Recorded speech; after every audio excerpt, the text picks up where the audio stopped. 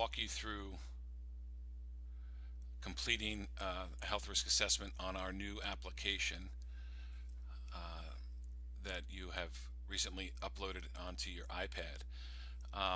After you log in through the login screen and hit the sync button, you will see that your appointments will be uploaded to your iPad, and you'll see your current appointments, which are the appointments that have been scheduled for you over the next 36 hours. I would point out that you have two actions that you can take for these appointments. One is to cancel the visit. So if you arrive at a patient's home and they're not available for whatever reason, you would indicate that either you want to reschedule for later in that day, you want the office to reschedule because the member wasn't home, or for the patient has refused a visit and does not want to be rescheduled. You would simply click on what the appropriate rescheduling assignment would be, and then enter the reason for that rescheduling. And that would, if you do not reschedule a visit, the patient will be taken out of the queue and no future visits will be scheduled for that patient because they've refused a visit. However, if a patient does want to be seen but couldn't be seen on that particular day, you would ask the office to reschedule it, and simply by entering a free text with an explanation as to why the visit was canceled. The second action you can take is obviously to click on the visit button, which would bring you to the health risk assessment form itself. And in this video, I just want to capture some of the major differences between this new health risk assessment application and what you were doing on PDF Expert. The first thing to note is that in the header, information that you previously had to enter will no longer have to be entered. It is pre-populated for you, specifically the member name, date of birth, the date of service, the member ID, contact information, your name here, and obviously the member's PCP as indicated by the plan. So you will no longer have to populate that information. It's captured here for you. We have then set up the health risk assessment, and this will look slightly different on your iPad than it does here on the desktop, but we have set up the series of tabs which represent various sections of the form, and they're set up left to right sequentially to reflect what we think the chronology of your visit will look like, starting with the social family history and ending with your ability to submit the data that you've captured. In terms of entering the data itself, it works very similar to what you had been doing on your iPad with PDF Expert. You simply point and click to the appropriate answer. Clicking on certain answers will prompt additional questions which will require an answer, and that answer could be in the form of a text box and free text input, or it could come in the form of a drop-down menu, as you would see here. So you simply enter the required information and populate the data with the appropriate answer. Be sure to scroll down because you don't see the entire screen necessarily in your iPad screen, so make sure that you scroll down to the bottom to capture all of the information that's required. Where you see a free text box, it is simply that. You simply enter free text and the system will capture it and record it for us. At the bottom of each page, you will see two tabs. One is a Save tab, which is self-evident in that you click on it to save the information you have input into the particular page and into the form. The second is a Verify button to indicate where you may have left out information that is required in the form. So in this particular case, I'll show you by hitting on Verify. Since we didn't enter a lot of required information, you will get these arrows which indicate the section that needs to be completed that was not completed. And as you scroll through the form, you can either verify on each individual page, or when you get to the end of the form, you'll have the opportunity to save it and review it, and it will also indicate missing information at that point, and it'll point to the particular section of the form where there is missing information, and I'll show you that in just a second. A couple of changes in terms of how data is input, specifically around medications is one of the significant changes that are here, where previously you had a limited number of medications on the form. This will allow you to enter an infinite number of medications. There's also a no medications reported button here as well, but for the most part your members will be taking medication. So you simply click on the plus sign, you enter the appropriate medication, the dosage, etc., and then you'll see here there's an associated diagnosis with that particular medication. By populating the diagnosis here, it will also populate the diagnosis in the diagnosis tab, which you're used to seeing, but where you previously had to enter the diagnosis here, it will be pre-populated by what you enter in this particular section. That's not to say that you're capturing all the diagnosis of the member through the medication tab. It's simply saving you from having to enter active diagnoses that are obvious through the medications they're taking. There may be additional diagnoses that you have to enter, and those would be entered here in the diagnosis tab. So, for example, I'm going to just make this up, that hypertension was the indicated diagnosis for that medication. You'll now see when we go to the diagnosis tab that for Tylenol in this case, hypertension was the diagnosis, and you would then add your assessment and plan. So that's a change from what you're currently doing on PDF Expert, where you would have to enter the diagnosis in both places. Now it's pre-populated for you. So I think the data entry for the most part is self-evident.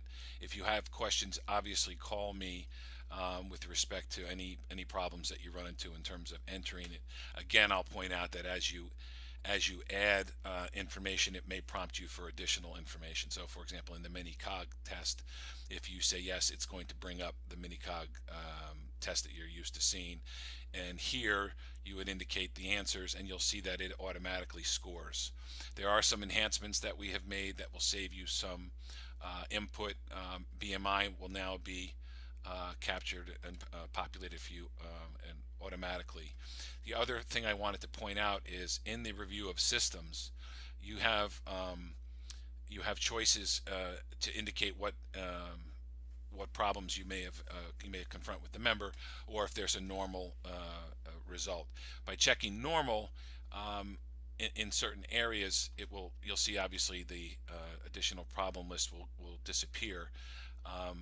And if you check a problem in a particular section, it will then open up the appropriate diagnosis tab that is affiliated with that particular disease state. So for example, under endocrine, if we indicate normal under endocrine and we look at the diabetes tab here, you'll notice that the diabetes tab does not open up. However, if we were to indicate that the member did have diabetes and we look at the diabetes tab, you will now see the diabetes tab open and asking for additional information affiliated with their diabetic state. And that is true for the balance of this review of systems tab. So these tabs, if not indicated a problem in the review of systems, you'll be asked to check normal. If it's not normal, and by the way, not normal could also be in the other tab by entering something in the other tab, whatever it may be, it will open up the appropriate diagnosis section in the form itself and ask you to fill it out. So that is another change that is different, and the idea here is to simplify the form so you don't have to scroll through a lot of blank information if a particular disease state is not present. The data itself inside of these particular tabs is very similar, if not the same, to what you have seen on the PDF Expert form. Again, free text boxes, drop-down menus are the way you input the data. And again, you'll see the Save and Verify button is going to be present on every page. The other thing I would point out is in the physical exam, as I mentioned earlier, you're going to have, the BMI will be pre-populated for you. You no longer have to calculate that, which I know was a headache in our previous form. The last thing I will point out, diagnosis works very similar to the medication list, and that is by checking on the plus sign, you can add additional diagnoses and the affiliated course of action that you choose, and there is an unlimited number of diagnoses, so you no longer have a limitation there either. And when you see when you get to the last tab, it gives you that same section where you can add additional comments or observations, and then you have two choices at the end of the form. There's a save and exit button, and then there's a final approval and prepare for sync. The save and exit button will simply save all the information that you have input into the form, and it will bring you back to your main menu and allow you to go to your next appointment.